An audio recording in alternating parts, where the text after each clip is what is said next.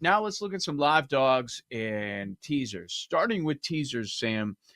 I think I got four. I wrote down four that really jumped out. There's a couple I like more than others. We do have some matchups that have very low totals, but there's one obvious one that really stood out. And when I get a solid team that I believe in, and I can get them as a dog through the 3, through the 7, I'm going to look at that team. And this is a squad that made some additions throughout the last week or so via the trade deadline. I'm talking about Monday Night Football. And dude, I'm going to be so pissed if this crap is still not figured out. And I can't watch Eagles Packers on Monday night. Like, I could deal with the game with Arizona the other night. I could deal with some of it. It annoys me, but some of the college football, it pissed me off, but I could deal with it. I could deal with that, seeing Maction for a night or whatever. But if Monday night, Eagles and the Packers is not figured out, that might be a tipping point for a lot of people. If they haven't left, they're going to leave. But anyways, I was going to mention Eagles plus 8.5. It's a lowish total. It's close to the mid 40s, I guess, 44.5, 45. But getting the Eagles plus 8.5, even though it's at Lambeau, I like that one. How about you? I thought you were going to lead us to the Patriots at first, and then you mentioned the trades, and I was like, oh, Philly. Okay. Makes sense. I got I that thought, too. I mean, New England from plus 2.5 to plus 8.5 in Tampa seems to be a decent wager. We like Tampa, relatively speaking, but Tampa's always in close games for the most part. And New England has an offense that, has a lot of stability there. I don't think you're going to shut that down. So when you look at the Bucs games this year in terms of games that they've won handily, name one.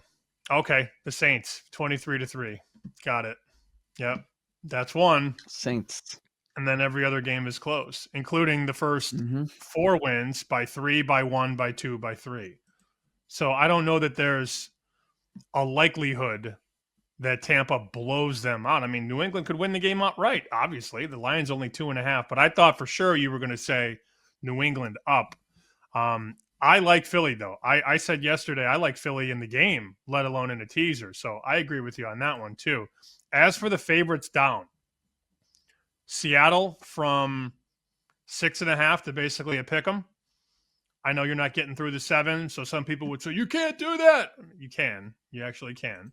You can take Seattle from 6.5 to pick, or 6.5 to minus a half, obviously, is what I'm talking about. And then Detroit down. You go from 9.5 to 3.5.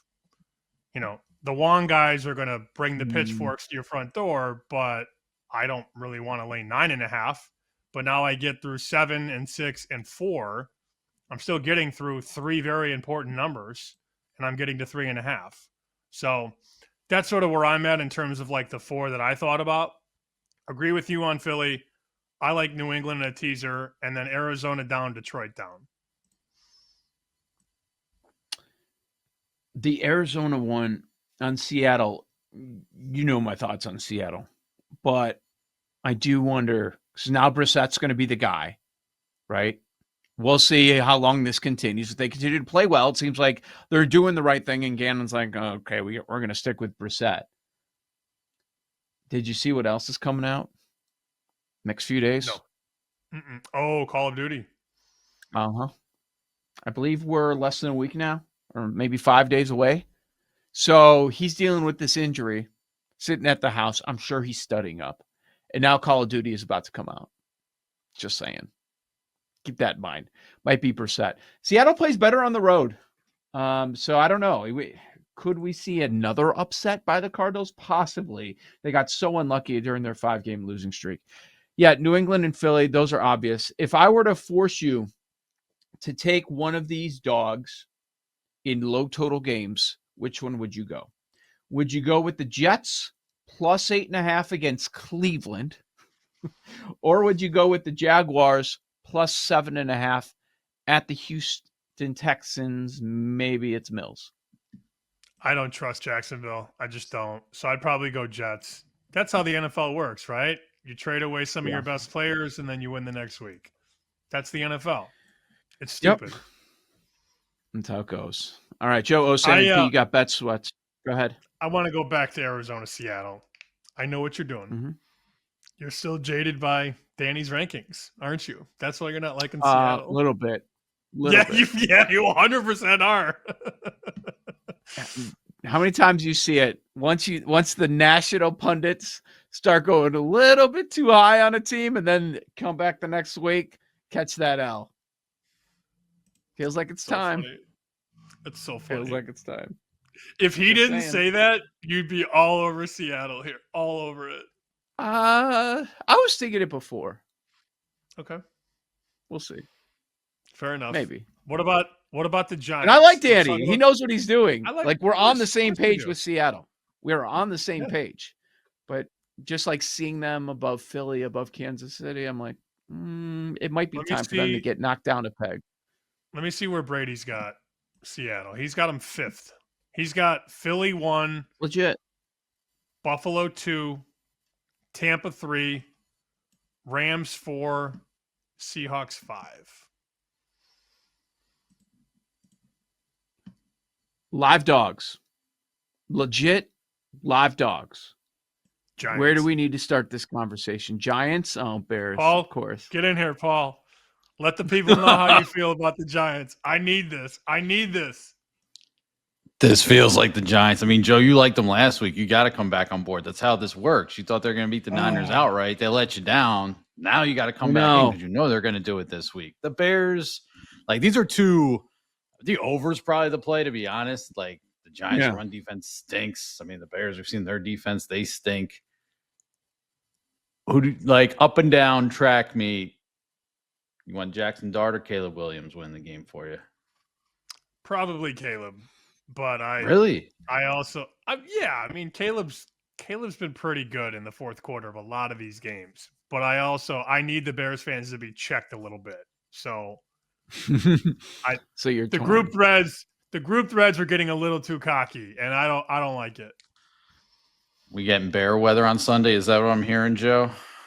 Yeah, it sounds like it might be. All about bear weather. But okay, given the matchup of these two teams, isn't that advantage Bears with their run game against the Giants' rush defense? Yeah, it is. That's the thing. That's what scares me off a little bit. The Bears do have just mounting injuries on defense, though. I mean, even more. They just lost a couple guys on the D line. They had to trade for a guy yesterday who has no sacks to play defensive line. I had to look the guy up because the Score put out a video of the reaction to the trade. I had to look the guy's name up. I'm like, I don't even know who this is. He was on Cleveland, I believe, and had no sacks. So that will definitely fix everything. Their secondary is shot right now. It's just tough. I mean, their corners are awful. Just awful. Mm-hmm. And I understand people are excited about some of the guys in that secondary, but it's one of the worst secondaries in the NFC. So if you couldn't figure that out by watching Joe Flacco dice them up, I don't know what to tell you. He was a first-round pick, the guy that they added to the line. Just has never panned out. And you mentioned he's not getting sacks playing with Myles Garrett. So how's it going to work out on this defensive line, which brings no pass rush? So there's an argument for the Giants there. I thought that the first thing that you were going to bring up, Sam, was Minnesota. I could get there. I need a win. At home, I need them to make the playoffs. They're catching 4. I still have a little bit of hesitation with the Ravens. I don't know what their defense is. Yes, we can agree to buy into Lamar, and of course, Derrick Henry, he gets better as the season moves along. That happens year after year. But I'm trying to figure out both defenses. I'm not sure what the Vikings are. They've gone through struggles. I don't think they're that bad. And then the Ravens have played awful. I also don't think they're that bad. So how does this play out up in Minnesota? I'm not sure that the line should be 4. Well, the Ravens are getting shaded. I can tell you this much. The Ravens are getting shaded in every single market, not only side market, but AFC North, make the playoffs, AFC Super Bowl because everybody is starting to say the same thing. Watch out for Baltimore. The path is easy. They're going to get hot. They're going to rip off a bunch of wins. When everybody says that, the books just make these numbers a little bit bigger. And right now, here's a perfect example. You can bet 4.5 at multiple books right now on Minnesota. But you look offshore and you're starting to see 4s, and South Point has 3.5. So limits are going up today, and you're seeing the line move toward Minnesota. If you're on the Vikings, I think you got to take that 4.5 today. I mean, you should take it right now because this is moving toward 4 at most books, and we're seeing moves toward 3.5. So if you're about getting good numbers, this dog is getting very, very attractive to respected players. And if you know you're going to bet Minnesota at some point this week, you should take the 4.5 because the market is telling us it's going closer to 3.5 than it is to 6. You know Rams Niners is going to come down to the last possession of the game. Who has it? Who comes through? Who makes the big play at the very end? The number's more than a field goal. We know about all the injuries that the 49ers defense has. They got even more this past weekend. But just, I know the Rams are the better team. I totally agree with you. But things just don't make sense in this series. It didn't make sense earlier this year when the Niners had nobody available and they won outright. So could it happen again? Of course it could.